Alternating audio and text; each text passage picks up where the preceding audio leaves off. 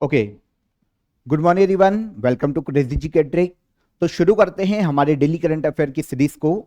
और आज हम यहां पर 8 जून के सभी इंपॉर्टेंट करंट अफेयर एक एक करके डिटेल में डिस्कस कर लेते हैं। सारे फैक्ट, सारे क्वेश्चन रिलैक्स होकर सुनिए, एग्जाम ओरिएंटेड सेशन है तो आखिरी तक पूरे सेशन को देखिएगा।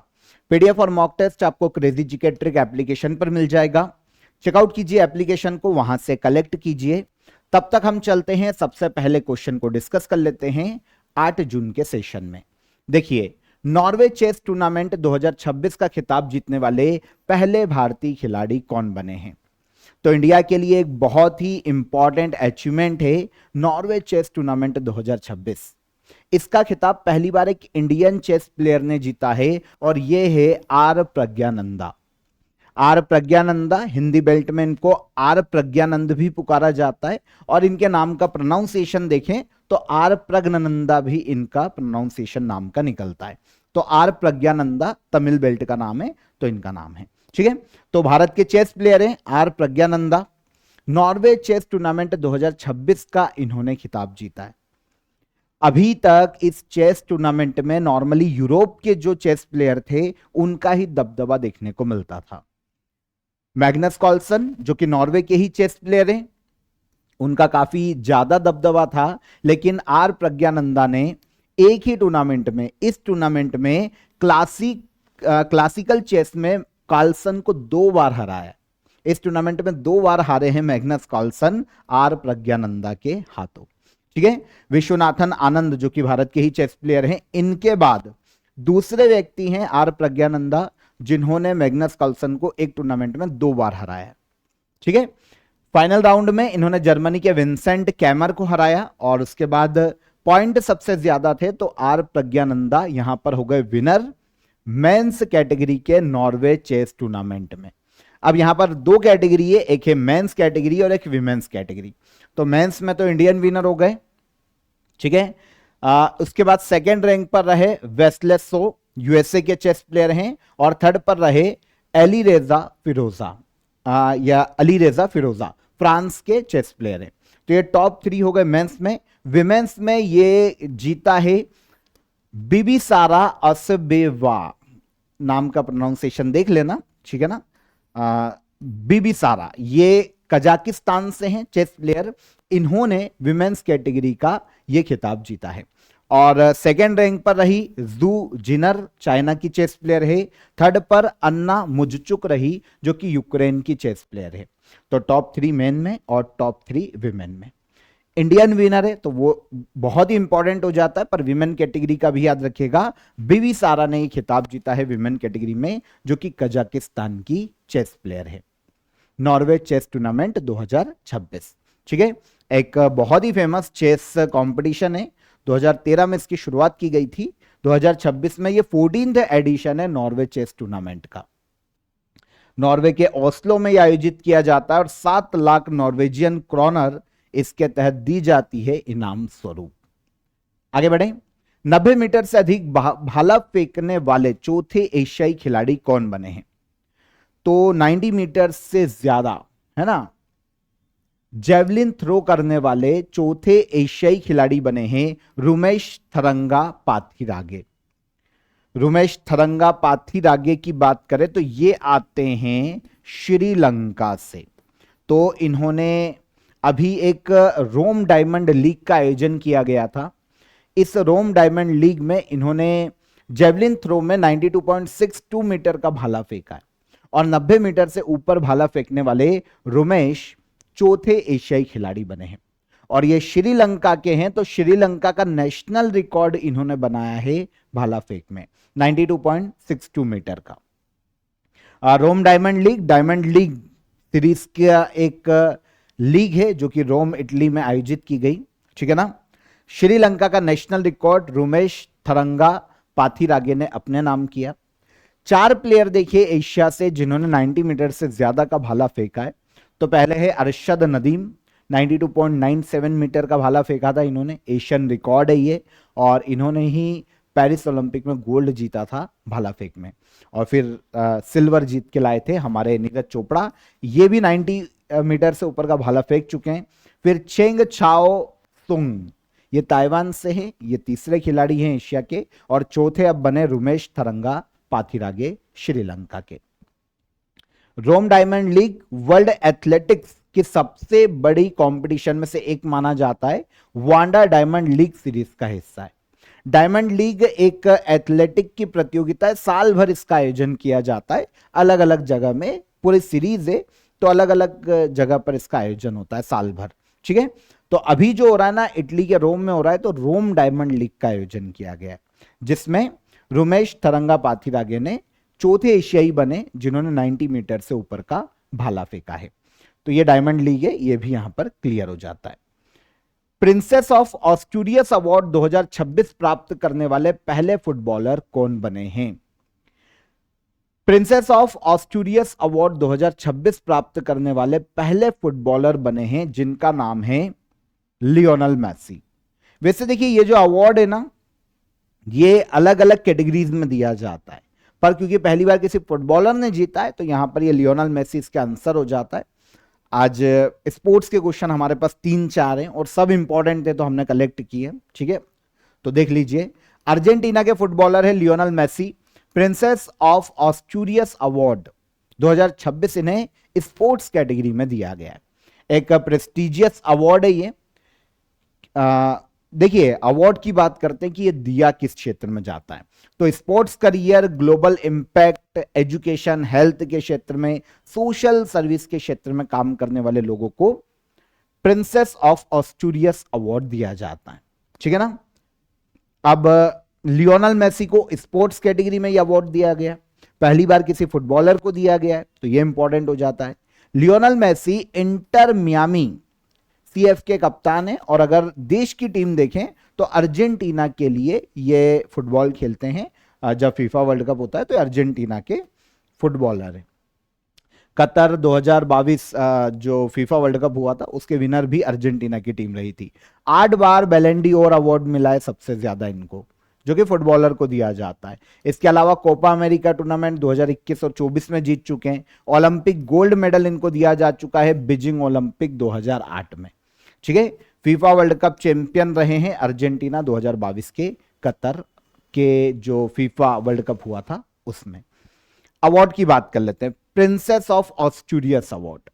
इस अवार्ड की बात करें तो princess of Asturias award Spain का सबसे बड़ा एक इंटरनेशनल अवार्ड है, जो कि सम्मानित किया जाता है लोगों को, अलग अलग कैटेगरी में यह दिया जाता है स्पेन के द्वारा, ठीक है ना। Sports, art, literature, social science या फिर साइंटिफिक रिसर्च के लिए, इंटरनेशनल कोऑपरेशन के लिए यह अवार्ड दिया जा सकता है। स्पेन की एक संस्था है जिसे कहा जाता है प्रिंसेस ऑफ ऑस्ट्रेरियस फाउंडेशन, स्पेन का ये हर साल स्पेन के ओविडो में यह अवार्ड सेरेमनी आयोजित करता है और अलग अलग कैटेगरी में देता है। पहली बार फुटबॉलर को मिला है तो ये लियोनेल मेसी है। संस्था की बात करें, फाउंडेशन की बात करें, 1980 में फाउंडेशन स्थापित हुआ था। विज्ञान, कल्चर, एजुकेशन, ह्यूमैनिटीज को प्रमोट करना, इन कार्यों को सम्मानित करना, ये इस एनजीओ का काम है। एक फाउंडेशन है एनजीओ की तरह, स्पेन के ऑस्ट्रेरियस में ही इसका हेडक्वार्टर है। तो अवार्ड का नाम भी पड़ा है प्रिंसेस ऑफ ऑस्ट्रेरियस अवार्ड।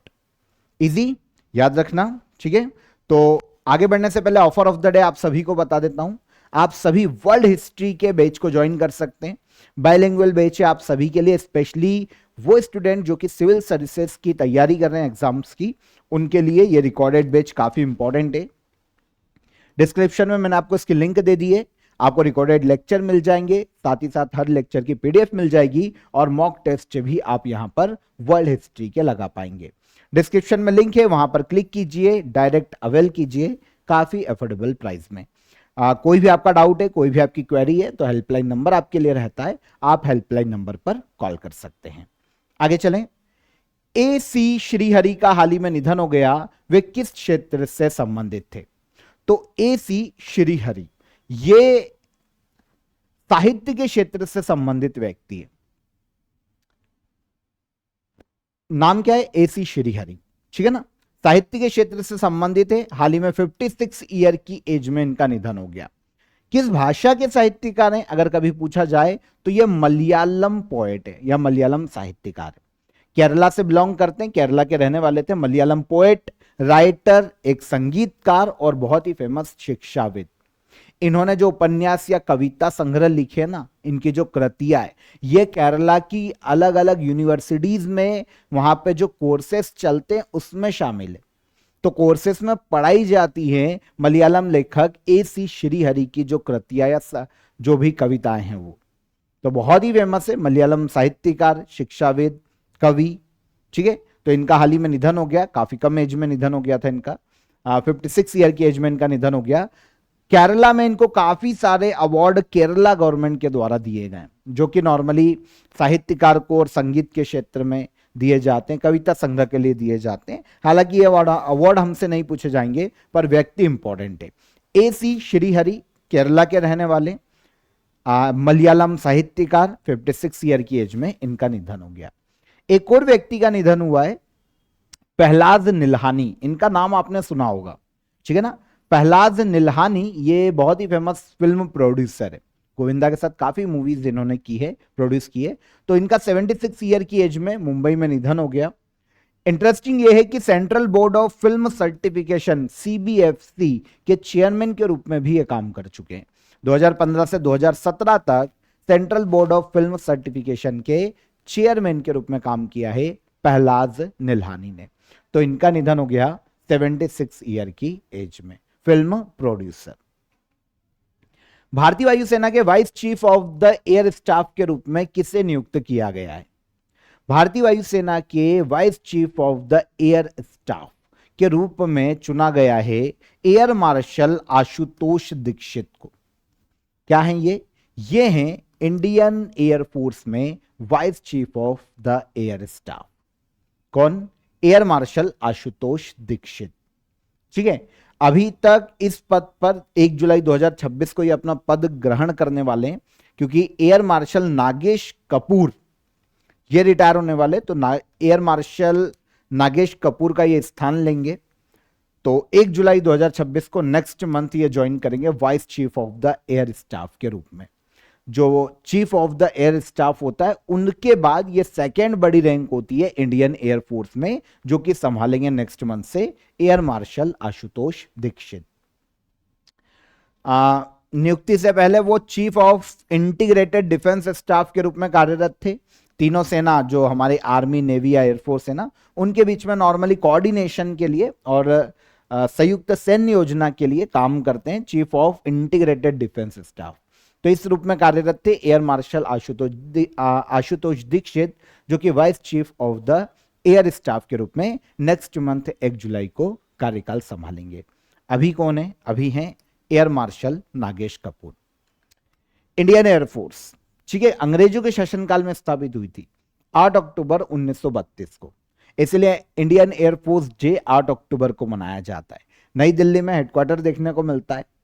यहां पर vice chief of air staff की हमने बात की। अगर हम chief of the air staff की बात करें तो इस पद पर वर्तमान में देखने को मिलते हैं air chief marshal Amarpreet Singh. तो ये दोनों हो गए, दो टॉप रैंक हो गई, इनको भी याद रखिए। इनके अलावा जो अदर आर्मी पार्ट है हमारे, CDS के पद पर जनरल NS राजा सुब्रमणी है, वर्तमान में ये कुछ समय पहले ही अपॉइंट हुए हैं। Chief of the army staff कौन है? जनरल उपेंद्र द्विवेदी। और chief of the naval staff कौन है? तो एडमिरल K स्वामीनाथन, ये chief of the naval staff है।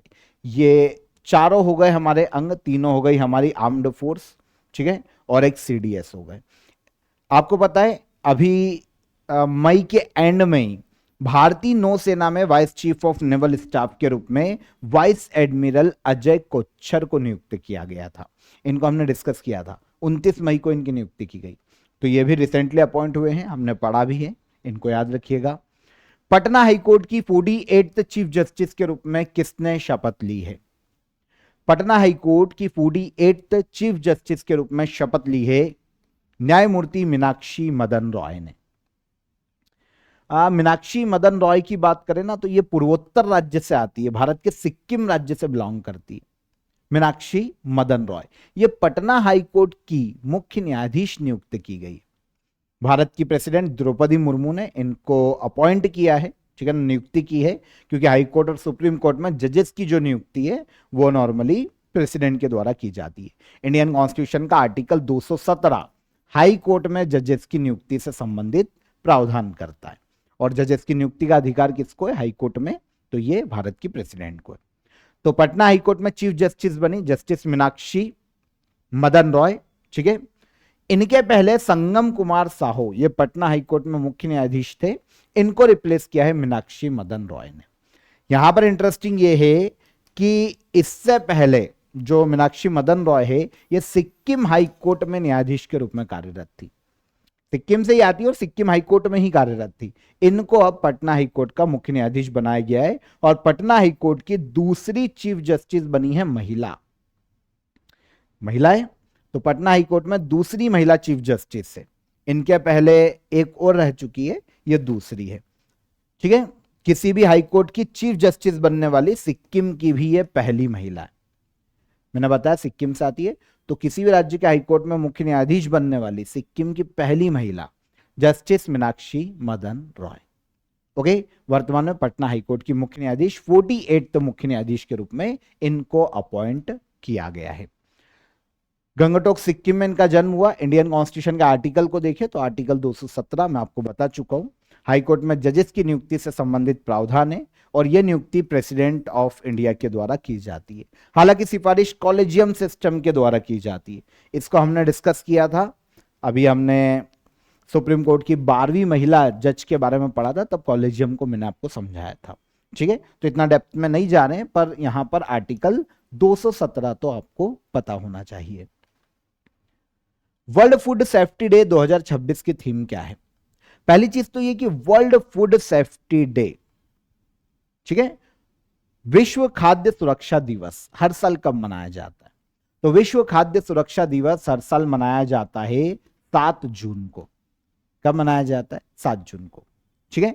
2026 में from burden to solution, safe food everywhere, यह थीम रखी गई है वर्ल्ड फूड सेफ्टी डे की। 7 जून को यह डे हर साल मनाया जाता है। उद्देश्य क्या है?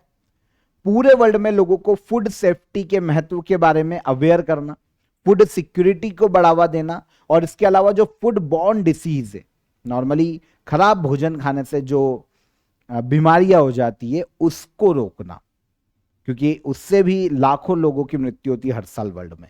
तो जो खराब भोजन के कारण मृत्यु दर है या जो डिसीज है उनको रोकना, लोगों को सेफ फूड के प्रति अवेयर करना, यह उद्देश्य है वर्ल्ड फूड सेफ्टी डे को मनाए जाने का। 2018 में यूनाइटेड नेशन जनरल असेंबली ने इसे मान्यता दे दी थी, हालांकि यह पहली बार 2019 में मनाया गया था। 2019 से हर साल ये 7 जून को मनाया जा रहा है। ओके, वर्ल्ड हेल्थ ऑर्गेनाइजेशन और फूड एंड एग्रीकल्चर ऑर्गेनाइजेशन, ये टॉप की वर्ल्ड की जो ऑर्गेनाइजेशन है, ये मिलकर वर्ल्ड फूड सेफ्टी डे मनाते हैं। 2026 में from burden to solution, safe food everywhere, ये थीम रखी गई है वर्ल्ड फूड सेफ्टी डे की, ठीक है। इसी अवसर पर WHO अभी जून में फूड बॉर्न डिसीज पर भी ग्लोबल रिपोर्ट जारी करने वाला है। तो ठीक है, रिपोर्ट अगर आएगी तो हम उसके बारे में डिस्कस कर लेंगे। बिम्स्टेक डे भी सेलिब्रेट किया जाता है 6 जून को, ये एक और फैक्ट है, इसको याद रख लेना। बिम्स्टेक डे कब मनाया जाता है? 6 जून को। भारत और यूनाइटेड किंगडम द्वारा संयुक्त रूप से नई दिल्ली में लॉन्च किया गया ग्लोबल सप्लाई चेन ऑब्जर्वेटरी किस क्षेत्र से संबंधित है?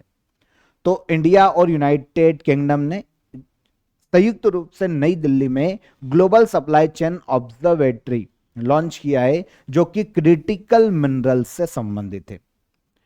क्रिटिकल मिनरल्स की जो ग्लोबल सप्लाई चेन है उसको मॉनिटर करना, उसका एनालिसिस करना और पोटेंशियल रिस्क को पहचानना कि भाई क्या जोखिम है ग्लोबल सप्लाई चेन में, किसको लेकर? क्रिटिकल मिनरल्स के सप्लाई को लेकर। इन सभी चीजों को डिटेक्ट करने के लिए, मॉनिटर करने के लिए, एनालिसिस करने के लिए इंडिया और यूके ने critical minerals global supply chain observatory का शुभारंभ किया है नई दिल्ली में। ओके, ये जो इनिशिएटिव है clean energy transition, electric mobility को बढ़ाने के लिए, एनर्जी जो इमर्जिंग टेक्नोलॉजी है उसे बढ़ाने के लिए दोनों देश मिलकर इसको लेकर काम करेंगे, इंडिया और यूके। तो नाम दिया गया है India UK critical minerals global supply chain observatory कहां खोली गई? नई दिल्ली में इसे खोला गया है।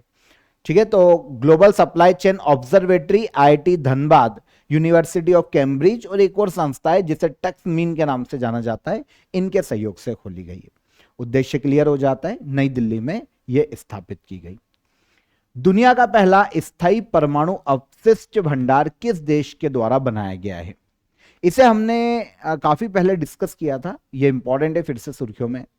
दुनिया का पहला न्यूक्लियर वेस्ट रिपोजिटरी, मतलब बोल सकते कि न्यूक्लियर जो वेस्ट होता है, जो कचरा होता है ना, परमाणविक कचरा, उसको डंप करना, इसके लिए दुनिया का पहला स्थायी परमानेंट परमाणु अपशिष्ट भंडार बनाया है यूरोपीय देश फिनलैंड ने। आप सभी को पता है न्यूक्लियर वेस्ट जो है वो हजारों सालों तक रेडिएशन छोड़ता रहता है। ठीक है, तो फिनलैंड ने क्या किया है, दुनिया का पहला परमानेंट न्यूक्लियर वेस्ट रिपोजिटरी जिसका नाम है ओनकालो बनाकर एक बहुत ही जबरदस्त काम किया है, एक हिस्ट्री बनाई है इसने। देखिए, एक जो रिपोजिटरी या फिर जो ये अपशिष्ट भंडार है ना, ये फिनलैंड में देखने को मिलता है। फिनलैंड ने क्या किया है, जमीन से लगभग 400 से 450 मीटर का नीचे गड्ढा किया, ग्रेनाइट रॉक के अंदर। ठीक है ना, गड्ढा किया 400 450 मीटर की गहराई पर, और वो जो गड्ढा है ना, वो ग्रेनाइट रॉक से घिरा हुआ है, उसके बीच में गड्ढा किया। अब वहां पर इस न्यूक्लियर वेस्ट को डंप किया जाएगा, डंप करके पैक किया जाएगा। 1 लाख साल तक सेफली इस न्यूक्लियर वेस्ट को वहां पर स्टोर किया जा सकता है। मतलब जो फ्यूचर जनरेशन है उसको इन्वायरमेंट बहुत ही अच्छा मिले, इन्वायरमेंट को उनके लिए रेडिएशन से बचाया जा सके। तो ये परमाणविक कचरा अपशिष्ट भंडार पहली बार शुरू किया है फिनलैंड ने। देखिए, होता क्या है परमाणविक कचरा या न्यूक्लियर वेस्ट, जब हम न्यूक्लियर एनर्जी बनाते हैं ना, तो उसके बाद जो वेस्ट बचता है ना, यूरेनियम या इनका यूज करते हैं नॉर्मली, तो जो वेस्ट बचता है ना, वो काफी हार्मफुल है, हजारों सालों तक रेडिएशन छोड़ता रहता है। अब उसकी रेडिएशन के चपेट में आने से ऑब्वियस सी बात है मृत्यु हो जाती है, कैंसर हो जाता है, काफी सारी प्रॉब्लम है उसके साथ। तो फिनलैंड ने क्या किया, एक डीप अंडरग्राउंड स्टोरेज बनाया, मल्टी लेयर उसको प्रोटेक्ट किया। एक तो ग्रेनाइट की चट्टानों के बीच में स्टील और कॉपर के कंटेनर में इसको पैक किया जाएगा। 1 लाख साल तक सेफ रहेगा वो जमीन के अंदर 500 मीटर की गहराई में। ओके, तो जितने भी ऐसे देश है जो कि न्यूक्लियर एनर्जी बनाते हैं, उनके लिए एक एग्जाम्पल सेट किया है फिनलैंड ने। यूरोपीय देश है, हेलसिंकी इसकी कैपिटल है, लैंड ऑफ 1000 लेक के रूप में जाना जाता है फिनलैंड को। 2023 में यह नाटो का 31वां मेंबर बना था। पेट्री ओरपो प्राइम मिनिस्टर के पद पर है फिनलैंड के, और वर्ल्ड हैप्पीनेस इंडेक्स में लगातार ये टॉप पर है। अब ऐसे काम करेगा बड़े बड़े तो लगातार टॉप पर तो रहेगा। आखिरी क्वेश्चन, फीफा वर्ल्ड कप 2026 का आयोजन निम्नलिखित में से किस देश में नहीं होगा? 11 जून से फीफा वर्ल्ड कप शुरू होने वाला है। ठीक है, 3 देशों में संयुक्त रूप से यह आयोजित किया जाएगा, कनाडा, यूएसए और मैक्सिको। कहां आयोजित नहीं होगा? तो यह ब्राजील में आयोजित नहीं किया जाएगा। तो फीफा वर्ल्ड कप है ये, ठीक है, 23वां एडिशन इस बार फीफा वर्ल्ड कप का आयोजित किया जाएगा फीफा के द्वारा। कनाडा, मैक्सिको और यूएसए में 11 जून से लेकर 19 जुलाई तक इसका आयोजन किया जाने वाला है। लास्ट ईयर सितंबर अक्टूबर में 3 मैस्कोट घोषित किए गए थे इसके। मैपल एक हिरण को इंडिकेट करता है, कनाडा का मैस्कॉट है। जायू जो कि जगुआर को इंडिकेट करता है, मैक्सिको का मैस्कॉट है। और क्लच जो कि बाल्ड ईगल को इंडिकेट होता है, ये यूएसए का मैस्कॉट है। तो 3 देशों में हो रहा, तो तीनों के अलग अलग मैस्कॉट है। ठीक है, इनको भी याद रखिए। पूछा जा सकता है कि क्लच किस देश को रिप्रेजेंट करता है जो मैस्कॉट है, तो यूएसए को। जायू मैक्सिको, मैपल कनाडा। ठीक है, 23वां फीफा वर्ल्ड कप है, कनाडा, मैक्सिको, यूएसए में 11 जून को शुरू होगा, 19 जुलाई तक आयोजित किया जाएगा। और इस बार फीफा वर्ल्ड कप 2026 में 48 टीमें पार्टिसिपेट कर रही है। एसएससी में क्वेश्चन पूछा गया, 48 टीमें खेल रही है। लास्ट फीफा वर्ल्ड कप 2022 में कतर में हुआ था, तब अर्जेंटीना विनर रही थी। अभी हमने मेसी की बात की है, वो इसी के कप्तान थे। अर्जेंटीना विनर और रनर अप रही थी फ्रांस की टीम। फीफा इसका आयोजन करवाता है, इंटरनेशनल लेवल पर फुटबॉल को गवर्न करने वाली संस्था है। 1904 में संस्था की स्थापना की गई थी। स्विट्जरलैंड के ज्यूरिक में इसका हेडक्वार्टर है और जियानी इन्फेंटिनो फीफा के अध्यक्ष के पद पर है। इजी। तो ये 8 जून के हमारे सभी करंट अफेयर हमने डिटेल में डिस्कस किए। अब हम चलते हैं लास्ट डे के करंट अफेयर को रिवाइज कर लेते हैं, एक बार क्वेश्चन आंसर देख लेते हैं जल्दी से। भारत की 100वीं रामसर साइट कौन है? तो सुरहा ताल, जो कि जयप्रकाश नारायण बर्ड सेंचुरी में देखने को मिलती है। महिलाओं की 57 किलोग्राम वेट कैटेगरी में नंबर 1 मुक्केबाज कौन बनी? जास्मिन लंबोरिया। विश्व की सबसे लंबी दूरी की रोबोटिक टेली सर्जरी करने वाले भारतीय मूल के डॉक्टर कौन बने हैं? तो डॉक्टर सुधीर श्रीवास्तव। जेपी दास का निधन हो गया, वे किस भाषा के प्रसिद्ध साहित्यकार हैं? तो ये ओडिया भाषा के साहित्यकार हैं।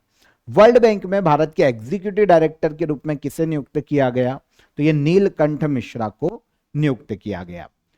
पिनकल इनोवेशन अवार्ड 2026 में ग्लोबल अवार्ड जीतने वाला बैंक कौन सा बना है? तो यह बना है जम्मू कश्मीर बैंक। भारत का सबसे बड़ा एलपीजी सप्लायर कौन सा देश बना? तो यह बना USA. National award for e governance 2026 में कुल कितने प्रोजेक्ट और इनिशिएटिव को सम्मानित किया गया? तो 17। किस राज्य सरकार ने तंबाकू और निकोटीन युक्त खाद्य पदार्थों पर 1 साल के लिए बैन लगाया? तो यह है नागालैंड। ठीक है, 1 साल के लिए इसने बैन लगाया है। भारत की T20 टीम का कैप्टन किसे नियुक्त किया गया? तो यह बने हैं श्रेयस अय्यर। ये सारे करंट अफेयर कल के सेशन के। ठीक है, आंसर मिल गया, रिवाइज हो गया। क्वेश्चन ऑफ द डे का आंसर, ऊटी हिल स्टेशन पहला हमारा क्वेश्चन था। यह तमिलनाडु में देखने को मिलता है नीलगिरी पर्वतमाला पर। भारत के पहले स्वतंत्र भारत के पहले इंडियन गवर्नर जनरल की यहां पर बात की गई है, तो ये सी राजगोपालाचारी है।